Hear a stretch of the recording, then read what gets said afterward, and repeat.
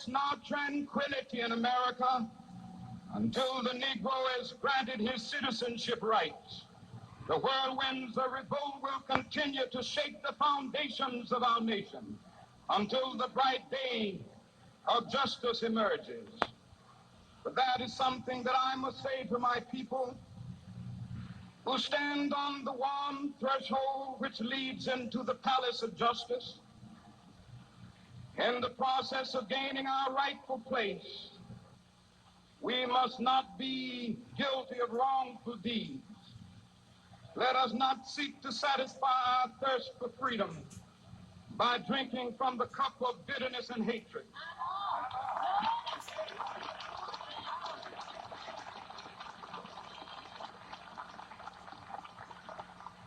We must forever conduct our struggle on the high plane of dignity and discipline.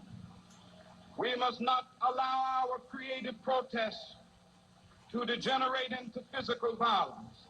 Again and again, we must rise to the majestic heights of meeting physical force with soul force.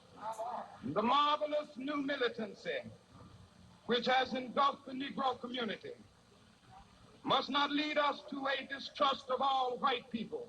For many of our white brothers, as evidenced by their presence here today, have come to realize that their destiny is tied up with our destiny.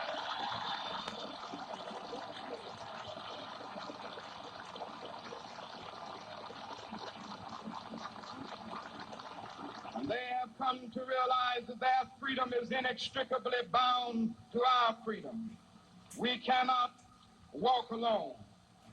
And as we walk, we must make the pledge that we shall always march ahead. We cannot turn back. There are those who are asking the devotees of civil rights, when will you be satisfied? We can never be satisfied as long as the Negro is the victim of the unspeakable horrors of police brutality. We can never be satisfied as long as our body is heavy with the fatigue of travel, cannot gain lodging in the motels of the highways and the hotels of the cities.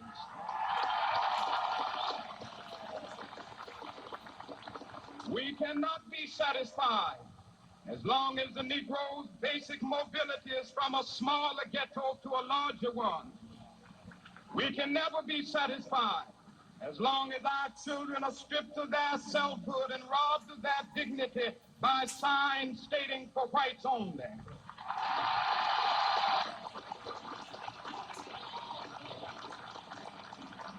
We cannot be satisfied as long as a Negro in Mississippi cannot vote and a Negro in New York believes he has nothing for which to vote.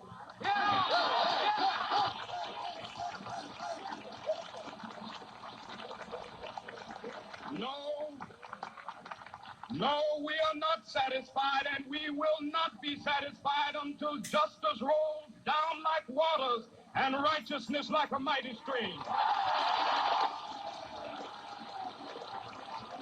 Martin Luther King Jr. with rhetorical deftness. We will not be satisfied until we get this. We will not be satisfied until justice rolls down like water, the mighty stream. This was the I Have a Dream speech, which in fact Dr. King gave on the steps of the Lincoln Memorial in 1963.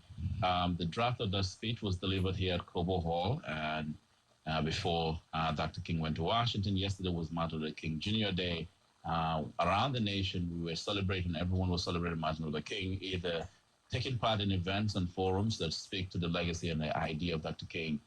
I think the national media was reporting that President Trump was at the golf course. Well, that's what I heard. He was playing golf. He was playing golf. And, you know, we were lucky he was playing golf when the false alarm went off in Hawaii, because had he been in Washington, he might have pushed his big button. But, you know, Donald Trump, we know what he is. We've known what he is. The issue is, how do we address his enablers? And with Martin Luther King Day, Junior Day being yesterday here in Detroit, you know, Detroit was featured nationally as the place to be if you're going to celebrate Martin Luther King Junior Day. Detroit was number one in the list of places to be yesterday. in terms of the national media. But isn't it something, Bankole? Detroit, the place to be to celebrate Martin Luther King Jr. Day. You There's a lot there at Cobo Hall, being honored along with the legendary icon of freedom fighters, Desmond Tutu, Bishop Desmond Tutu, and others. And yet those people that fill Cobo, many of the people that would meet with me at the University of Michigan or at the various churches across Detroit, and King rolled into town to address the issue of poverty today in 2018 and said, join me. We're going to do something about this poverty. Now, you might have to go to jail.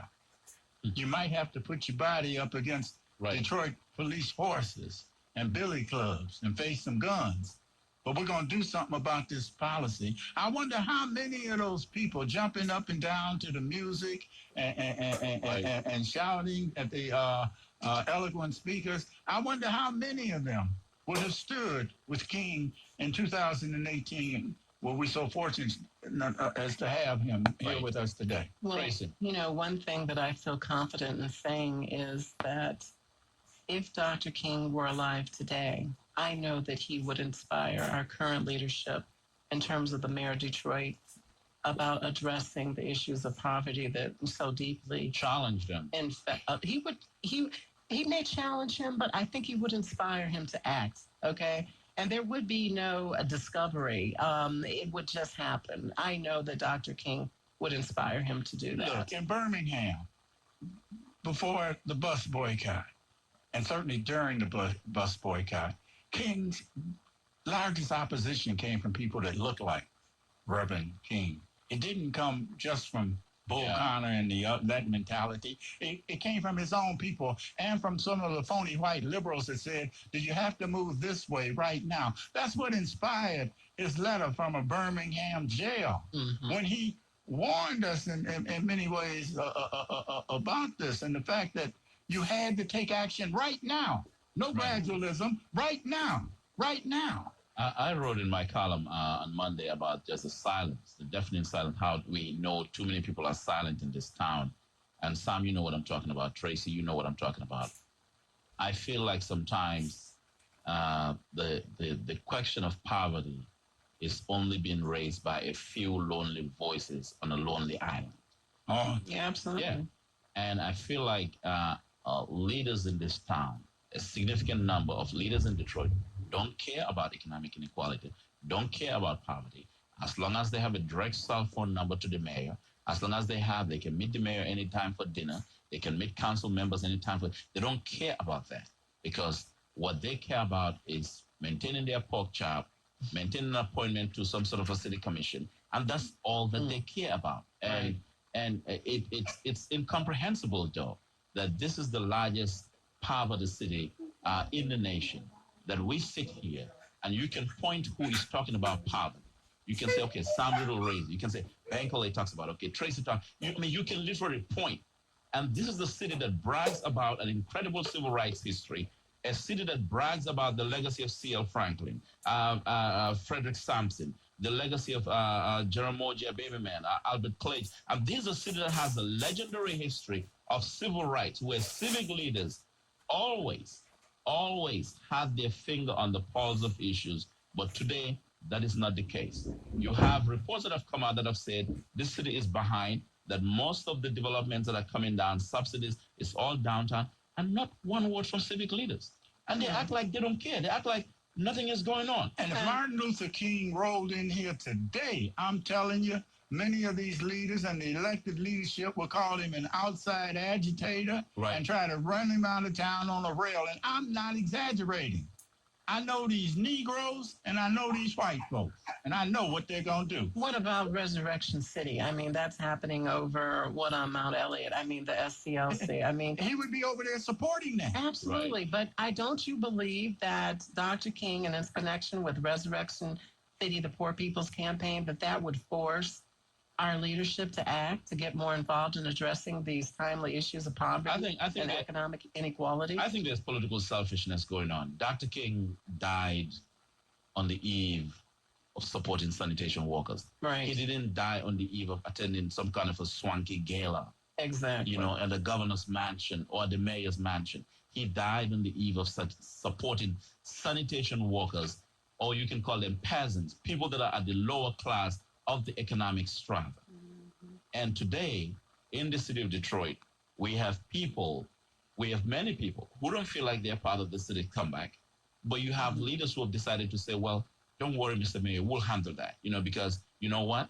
You know, when you make the race argument, when you make the inequality argument, you know how they try to neutralize it? Right. They'll bring in somebody who says, well, you know, I've been around Bank LA, you know, I've done this, I've done that. I think the mayor is doing well. So based on your past history, irrelevant to the current times, that's enough to nullify Sam Riddle's argument. Because they enable inaction. So you've traded your past integrity for some sort of a proposed high place of honor.